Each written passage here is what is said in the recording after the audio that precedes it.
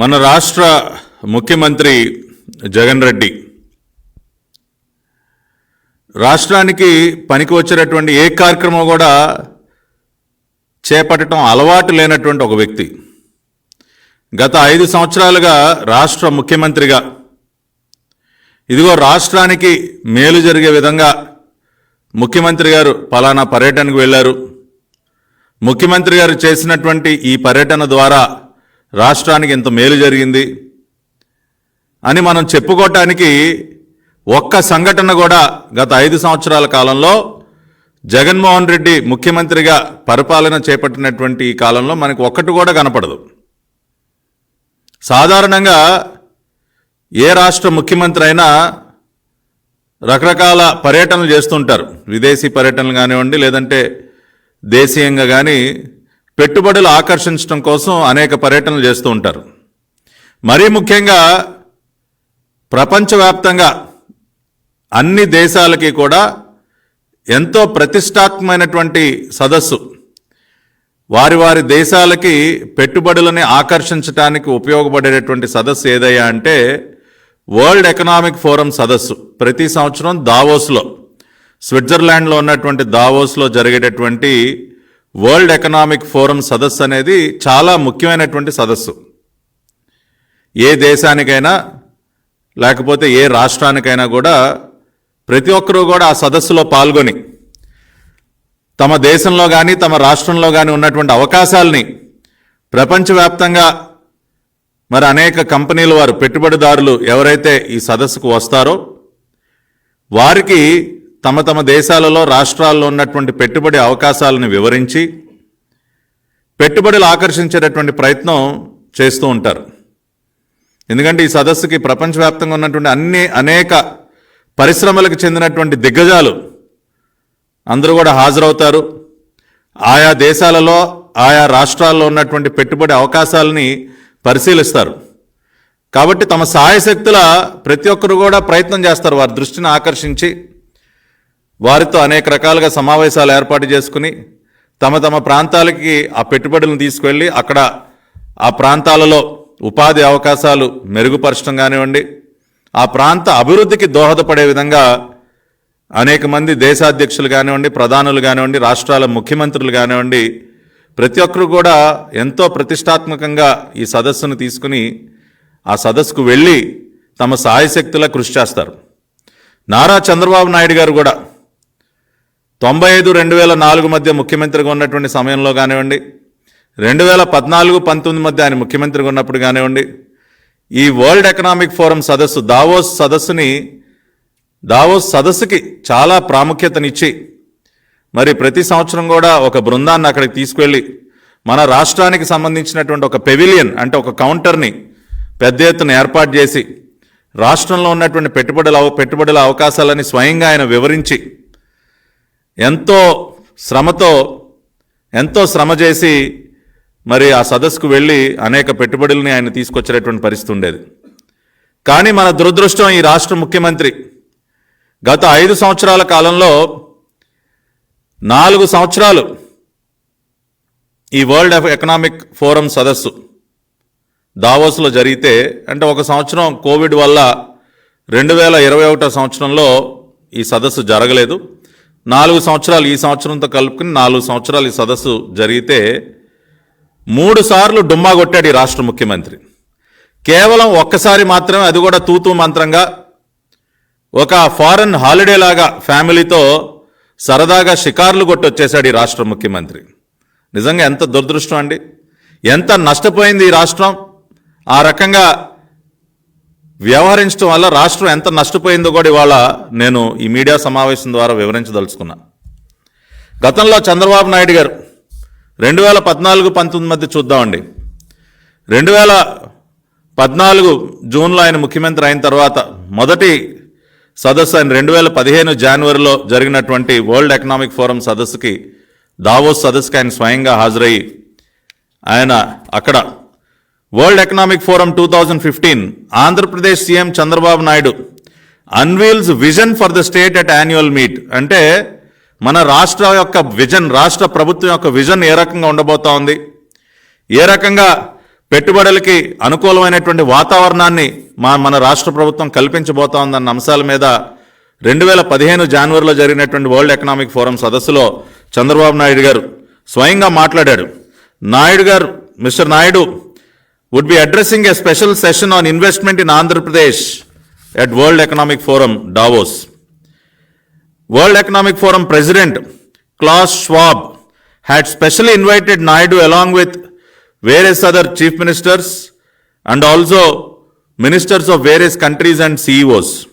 అంటే ప్రత్యేకంగా world economic forum అధ్యక్షులైనటువంటి క్లాస్ ష్వాబ్ చంద్రబాబు నాయుడు గారు ఆహ్వానించడమే కాకుండా mister Naidu would be a special guest at a session on future of urban development along with ministers from various countries and CEOs of major corporations.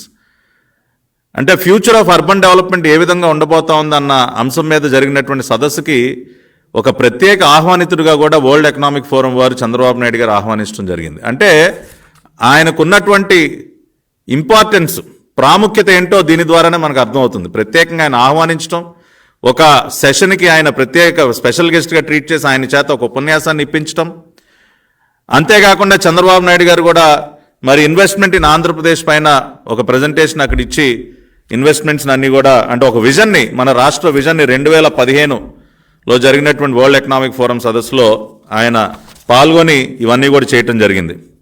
అంతేకాకుండా Chandrababu Naidu hard sells Andhra to woo infrastructure technology refinery investments. అంటే అనేక రంగాల్లో ఆయన చేసినటువంటి కృషిని economic times పత్రిక కూడా ఆ రోజున ప్రచురించడం జరిగింది 2015లో.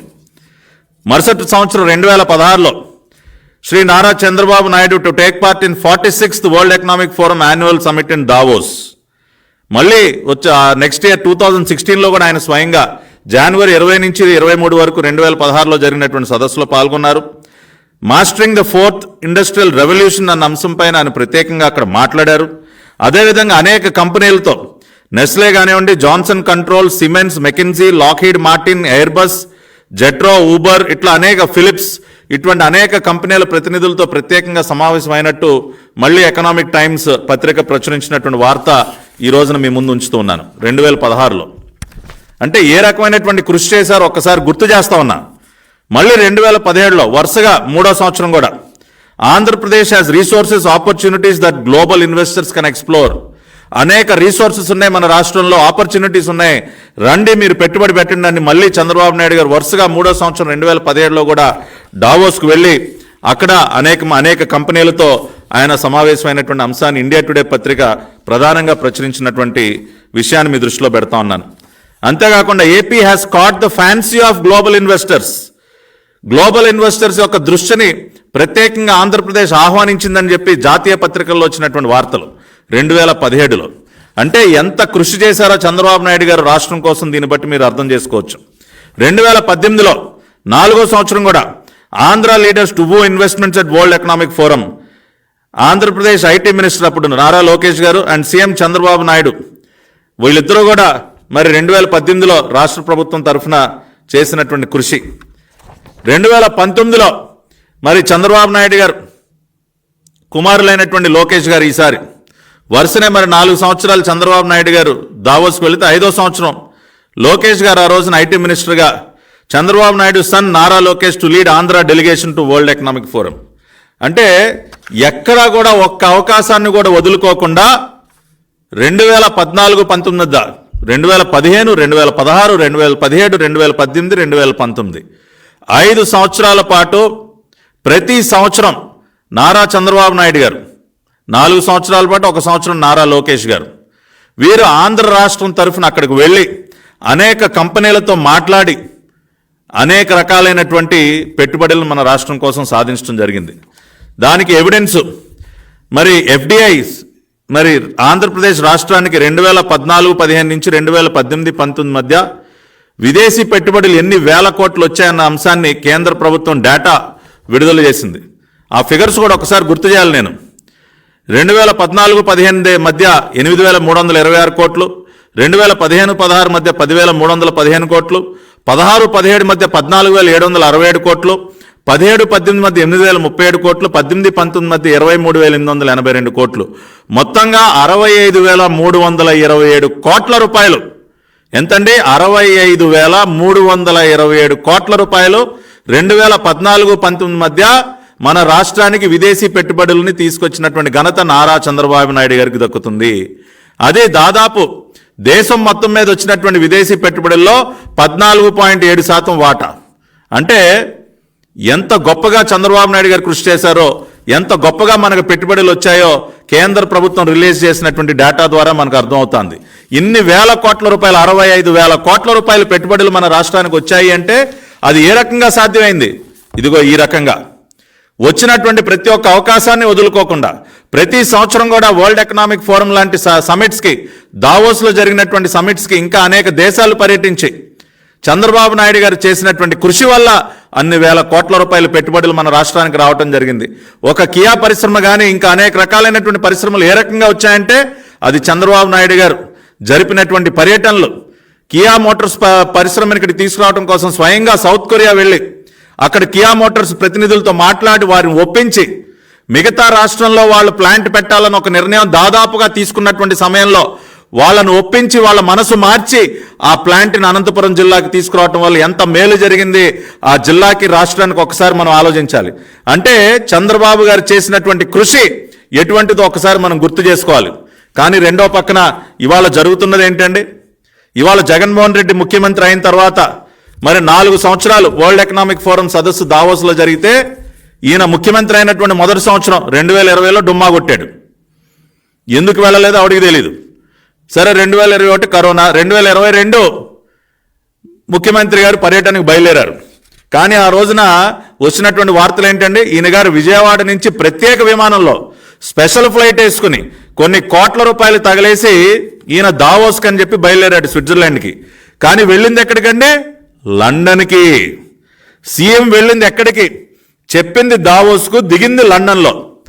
దావోస్కి అని చెప్పి బయలుదేరి విమానాన్ని నేరుగా లండన్ తీసుకువెళ్ళి అక్కడ తన కుమార్తెను కలిశారా, లేదంటే ఆయన వ్యాపార విదేశీ దొంగ పెట్టుబడులన్నీ చాలా దేశాల్లో ఉన్నాయి కదండి, మరి ఆ లెక్కలు చూసుకోవడానికి లండన్ వెళ్ళాడా? అది ఈ రోజుకి కూడా $1 మిలియన్ క్వశ్చన్. దావోస్కి అని చెప్పి నేరుగా లండన్లో దిగి మళ్ళీ అక్కడి నుంచి బయలుదేరి అప్పుడు మళ్ళీ దావోస్కి వచ్చినటువంటి పరిస్థితి. అంటే మన దేశం నుంచి దావోస్కి వెళ్ళాలంటే వయా లండన్ వెళ్ళాలా? ఆ రోజున అందరూ కూడా ఆశ్చర్యపోయారు. ఇన్ని కోట్ల రూపాయలు తగలేసి ఫ్యామిలీని అంతా మళ్ళీ లండన్లో ఉన్నటువంటి కుమార్తెను కూడా ఎక్కించుకుని భార్యా పిల్లలందరూ మళ్ళీ దావోస్కి వచ్చి స్విట్జర్లాండ్లో హాలిడే. ఇవాళ నేరుగా జ్యూరిక్లో దిగితే జ్యూరిక్ నుంచి 1 గంట దూరంలో దావోస్ అండి. మరి ఆ రోజున లండన్ వెళ్లాల్సిన అవసరం దేనికి వచ్చిందండి? అంటే సీఎం గారి దృష్టి దావోస్ పెట్టుబడుల సదస్సు మీద కాదండి, రాష్ట్రానికి పెట్టుబడులు తీసుకొద్దామన్న ఆలోచన ఆయనకి ఏమాత్రం లేదు. విదేశీ విహారయాత్రగా దాన్ని మార్చేసి ఇదిగో లండన్ వెళ్ళి లండన్ మిస్టరీ జగన్ ఫ్లైట్ అక్కడెందుకు దిగింది అంటే సూటిగా బదులు ఇవ్వని 2 మంత్రులు. ఇదిగోండి ఇది ఆ రోజున 2022లో ముఖ్యమంత్రి గారు చేసినటువంటి దావోస్ పర్యటన. ఉష్ దావోస్. జగన్ విదేశీ పర్యటనపై ఏమడిగినా తెలియదు, సమాచారం మా వద్ద లేదు.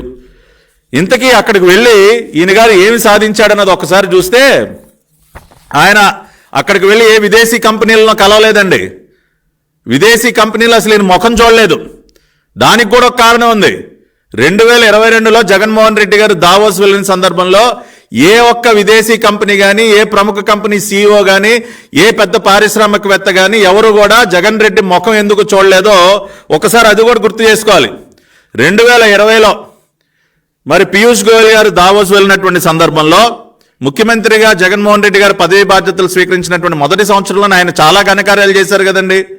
గతంలో చంద్రబాబు నాయుడు గారు తీసుకొచ్చినటువంటి పెట్టుబడులు, చేసుకున్నటువంటి ఒప్పందాలన్నీ కూడా అకారణంగా రద్దు చేయటం వల్ల, మరీ ముఖ్యంగా పవర్ పర్చేజ్ అగ్రిమెంట్స్ ఏవైతే ఉన్నాయో అవి రెన్యూబుల్ ఎనర్జీలో, సోలార్ ఎనర్జీలో, విండ్ ఎనర్జీలో చేసుకున్నటువంటి పవర్ పర్చేజ్ అగ్రిమెంట్స్ని కేంద్ర ప్రభుత్వం ఇది తప్పు అని చెప్తున్నా సరే వాటిని రద్దు చేయటం వల్ల దేశ ప్రతిష్ట దిగజారిపోయి దావోస్లో ఉన్న దావోస్ బృందం అంటే ఆ రోజున భారతదేశం తరఫున దావోస్ వెళ్ళినటువంటి పీయూష్ గోయల్ గారు తలదించుకోవాల్సినటువంటి పరిస్థితి ఏర్పడింది.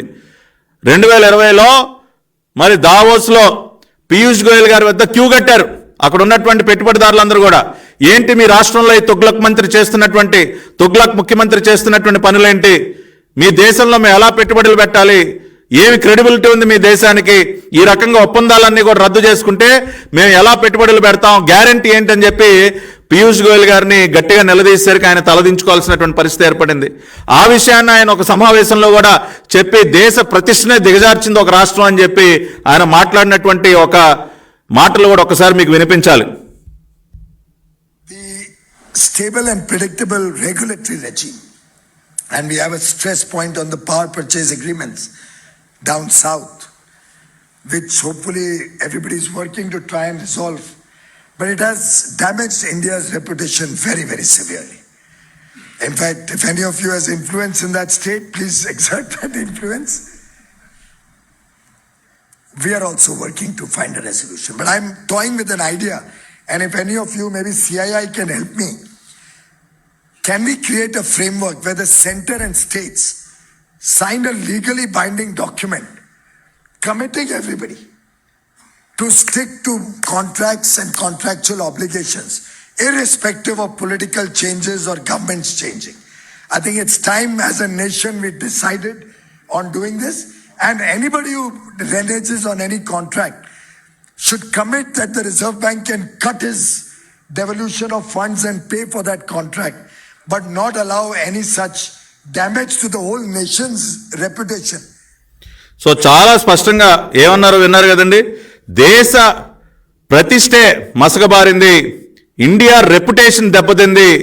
ఇవాళ ఆంధ్రప్రదేశ్ రాష్ట్రంలో పవర్ పర్చేస్ అగ్రిమెంట్స్ విషయంగా మరి ఆనాటి ఇవాళ ఉన్నటువంటి ముఖ్యమంత్రి తీసుకున్నటువంటి నిర్ణయాల వల్ల దేశ రెప్యుటేషన్కే అదొక మచ్చగా మారింది. ఇటువంటి ఏ రకంగా కూడా ఉపేక్షించడానికి వీల్లేదు. అవసరమైతే కఠినమైనటువంటి చర్యలు తీసుకునే విధంగా ఒక ఫ్రేమ్వర్క్ తయారు చేయాలి. ప్రభుత్వాలు మారిన ఒప్పందాలను ఈ రకంగా రద్దు చేయడం అనేది కరెక్ట్ కాదు.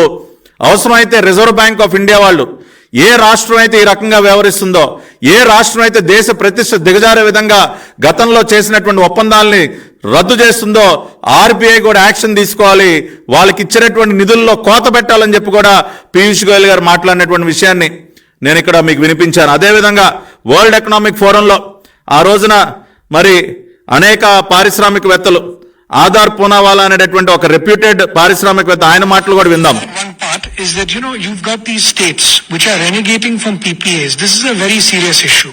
You look at Andhra and many other states. You have investment happening over there. You have a signed PPA and then you renegotiate a power agreement. How will anyone invest? So if these things are addressed, you have Singapore investors. So Aadhaar Poonawalla అనేటటువంటి reputed industrialist మన దేశంలో ఆయన కూడా ఆంధ్రప్రదేశ్ రాష్ట్రంలో జరిగినటువంటి నిర్వాకం వల్ల ఏ రకంగా పెట్టుబడులు పెడతారు ఎవరైనా ఏ రాష్ట్రంలో అయినా దానివల్ల క్రెడిబిలిటీ ఎంత దెబ్బతింతా ఉందని చెప్పి వరల్డ్ ఎకనామిక్ ఫోరం వేదికగా అన్న మాటలు మీకు వినిపించాను. అంటే ఈయన చేసినటువంటి తుగ్లక్ పనుల వల్ల పెట్టుబడులు ఆకర్షించటం మానేసి ఉన్నటువంటి వాటిని రద్దు చేయటం, ఉన్నటువంటి పరిశ్రమలను తోలేయటం. ఎన్ని పరిశ్రమలు వెళ్ళిపోయండి. లులు వాళ్ళు ఇవాళ హైదరాబాద్లో అతిపెద్ద మాల్ కట్టారు. విశాఖలో రావాల్సినటువంటి మాల్ హైదరాబాద్ తరలి వెళ్ళిపోయింది. దానికి కారకుడు జగన్ రెడ్డి కదా. ఇవాళ ఏషియన్ పేపర్ అండ్ పల్ప్ పరిశ్రమ ఒంగోలులో వెనకబడినటువంటి జిల్లా అయినటువంటి ఒంగోలులో రావాల్సినటువంటి పరిశ్రమ దేనికి వెనక్కి వెళ్ళిపోయిందండి.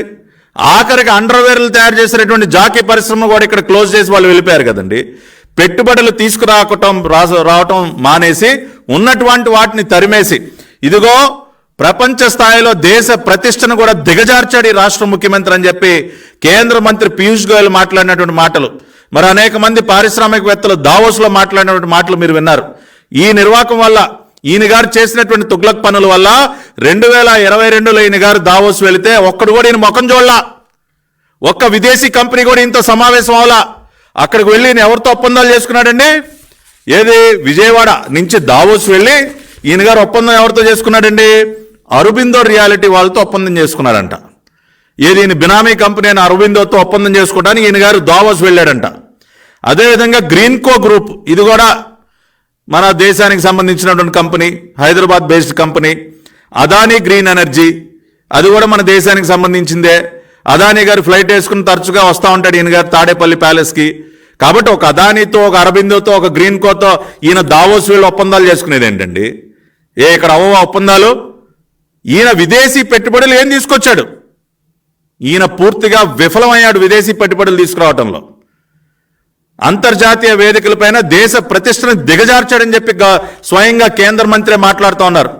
దానివల్ల రాష్ట్రం ఎంత నష్టపోయింది వాళ్ళు ఒకసారి చూద్దాం మనం. 2014 నుంచి 2019 మధ్య అక్షరాల 65,327 కోట్ల రూపాయలు విదేశీ పెట్టుబడులు మన రాష్ట్రానికి వస్తే 2019 నుంచి జూన్ 2023 వరకు కేంద్ర ప్రభుత్వం విడుదల చేసినటువంటి డేటా ప్రకారం 4 సంవత్సరాల కాలంలో రాష్ట్రానికి వచ్చినటువంటి పెట్టుబడులు కేవలం 6,679 కోట్లు మాత్రమే. కేవలం 6,679 కోట్లు. దేశంలోనే అట్టడుగున బాగాన.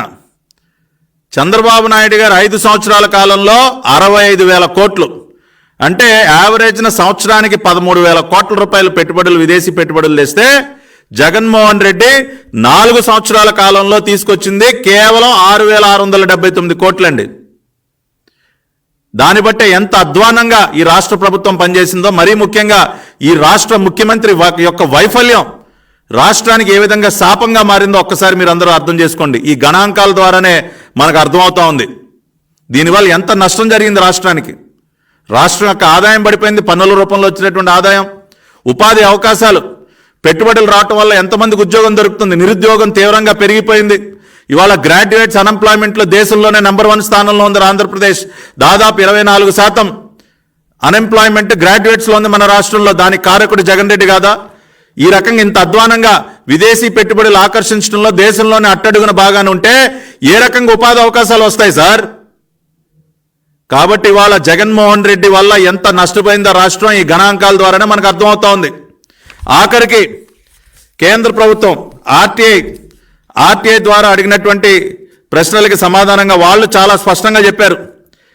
దావోస్లో ముఖ్యమంత్రి గారు జనవరి 2022 జూన్లో దావోస్లో జరిగినటువంటి వరల్డ్ ఎకనామిక్ ఫోరం వేదికగా ఆయన ఆంధ్రప్రదేశ్ తీసుకొచ్చినటువంటి పెట్టుబడులు ఏంటి అని ఆర్టీఐ ద్వారా అడిగితే చాలా స్పష్టంగా whether any investment proposals came forwarded by anyone with the government of Andhra Pradesh in the World Economic Forum Davos held in the month of June 22. If so, please furnish the details. అంటే వాళ్ళు no such information is available in the FDA division అని కేంద్ర ప్రభుత్వం ministry of commerce and industry వాళ్ళు department for promotion of industry and internal trade వారు ఇచ్చినటువంటి సమాధానం.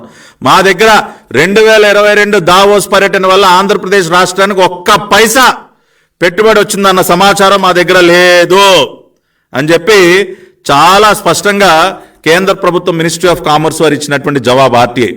దీనికి ఏం సమాధానం చెప్తాడండి జగన్మోహన్ రెడ్డి? ఇవాళ జగన్మోహన్ రెడ్డి యొక్క ముఖం ఇవాళ విదేశీ పెట్టుబడుల దృష్టిలో ఆయన ముఖం చెల్లక ఇవాళ ఈ సంవత్సరం జరుగుతున్నటువంటి దావోస్ పర్యటన కూడా డుమ్మా కొట్టాడు. అనేక ఇతర రాష్ట్రాలు ఇవాళ దావోస్ పర్యటనకు వెళ్ళారు కదా. పొరుగునున్నటువంటి తెలంగాణ రాష్ట్ర ముఖ్యమంత్రి రేవంత్ రెడ్డి గారు వెళ్ళారు, కర్ణాటక రాష్ట్ర ముఖ్యమంత్రి సిద్ధరామయ్య గారు వెళ్ళారు, మహారాష్ట్ర ముఖ్యమంత్రి ఏక్నాథ్ షిండే గారు వెళ్ళారు, తమిళనాడు రాష్ట్ర ప్రభుత్వం తరఫున ఆ ప్రభుత్వంలో పనిచేస్తున్నటువంటి ఇండస్ట్రీస్ మినిస్టర్ ఆయన స్వయంగా వెళ్ళారు. ఇన్ని రాష్ట్రాలు ప్రపంచ ఆర్థిక సదస్సు వరల్డ్ ఎకనామిక్ ఫోరం సదస్సు దావోస్ సదస్సుకు వెళ్ళి తమ రాష్ట్రాలకి పెట్టుబడులు తీసుకురావడానికి కృషి చేస్తూ ఉంటే ఇవాళ ఏం గడ్డు బీగుతా ఉందండి ఈ రాష్ట్ర ప్రభుత్వం? దేనికి వెళ్ళలేదు. పోయిన సంవత్సరం లేదు, ఈ సంవత్సరం లేదు, 2020లో లేదు. ఎందుకని ఈ రకంగా ఇవాళ మీరు డుమ్మా కొడతా ఉన్నారు? మీ ముఖ్యమంత్రికి మీ ప్రభుత్వానికి రాష్ట్రానికి పెట్టుబడులు తీసుకురావాలన్న ఆలోచన లేదా? ఇవాళ ఏం చేస్తా ఉన్నాడండి సంబంధిత మంత్రి? సూటు బూటేసుకుని టింగురంగా అని చెప్పి ఇవాళ దసరా బుల్లోలాగా తిరుగుతూ ఉంటాడు గుడివాడ అమర్నాథ్. ఏమయ్య అమర్నాథ్, మీ ముఖ్యమంత్రికి ఎలాగూ పబ్జీ ఆడుకోవడానికే టైం సరిపోదు తాడేపల్లి కొంపలో, కనీసం మీరన్నా వెళ్ళొచ్చు కదా. ఎందుకని మీరు మన రాష్ట్రం తరఫున ఒక బృందాన్ని వరల్డ్ ఎకనామిక్ ఫోరంకి తీసుకువెళ్ళలేదు? చంద్రబాబు నాయుడు గారు ముఖ్యమంత్రిగా ఉన్నప్పుడు ఇదిగో నేను చదివి వినిపించా ఆయన చేసినటువంటి కృషి. దాదాపు 5 సంవత్సరాలు 4 సార్లు చంద్రబాబు నాయుడు గారు, ఒకసారి నారా లోకేష్ గారు రాష్ట్రం తరఫున ఒక బృందాన్ని అక్కడికి తీసుకెళ్లి అనేక కంపెనీలతో సమావేశాలై రాష్ట్రం కోసం ఎంత శ్రమించారో. చంద్రబాబు నాయుడు గారు ముఖ్యమంత్రిగా ఉన్న సమయంలో 2014-19 మధ్య దాదాపుగా 65,327 కోట్ల రూపాయలు విదేశీ పెట్టుబడులు ఏ విధంగా తీసుకొచ్చారో ఇవాళ నేను గణాంకాలతో సహా చెప్తా ఉన్నా. ఇవాళ మీ పనికిమాలిన ప్రభుత్వం, మీ రాష్ట్ర ముఖ్యమంత్రి దృష్టి అంతా ఎక్కడ ఎంత దోచుకుందామనే కదా. ఇసుకలో ఎంత మింగుదాం, లిక్కర్లో ఎంత మింగుదాం, మైనింగ్లో ఎంత మింగుదాం, ఎక్కడెక్కడ భూములు కబ్జా చేద్దాం, ఇదే కదా మీ ఆలోచన అంతా. లేదంటే ప్రజలపైన ఏ రకంగా భారాలు మోపుదాం, ఏ రకంగా బాధ అవతల బారేద్దాం, లేదంటే ఏ రకంగా కక్ష సాధింపు చర్యలకు పాల్పడదాం, ఎవరిపైన తప్పుడు కేసులు పెడదాం, ఎవరిని అరెస్ట్ చేద్దాం, ఎవరిని అరెస్ట్ చేసి చితగొడదాం, ఈ ఆలోచనలు తప్పితే రాష్ట్రానికి పనికొచ్చేటటువంటి పని ఏం చేశాడు ఈ రాష్ట్ర ముఖ్యమంత్రి? ఇవాళ నేను సూటిగా అడుగుతా ఉన్నా, ఏమయ్యా జగన్ రెడ్డి, నువ్వు 5 సంవత్సరాల కాలంలో ఇదిగో నేను ఈ పెట్టుబడి తీసుకొచ్చాను, ఈ విదేశీ కంపెనీని నేను తీసుకొచ్చాను, ఇదిగో ఈ రకంగా కృషి చేశాను, ఇన్ని వేల కోట్ల రూపాయలు విదేశీ పెట్టుబడులు తీసుకొచ్చి ఇంతమందికి ఉద్యోగాలు ఇప్పించానని చెప్పుకోవడానికి నీ దగ్గరే ఉంది. ప్రతి జనవరిలో జాబ్ క్యాలెండర్ అన్నావు, ఏమైందా జాబ్ క్యాలెండర్? ఇవాళ జనవరి మాసంలో ఉన్నావు, ఏది జాబ్ క్యాలెండర్? ఏ సంవత్సరమైనా నువ్వు జాబ్ క్యాలెండర్ ఇచ్చావా? ఎక్కడి నుంచి తెస్తావా ఆయన ఉద్యోగాలు?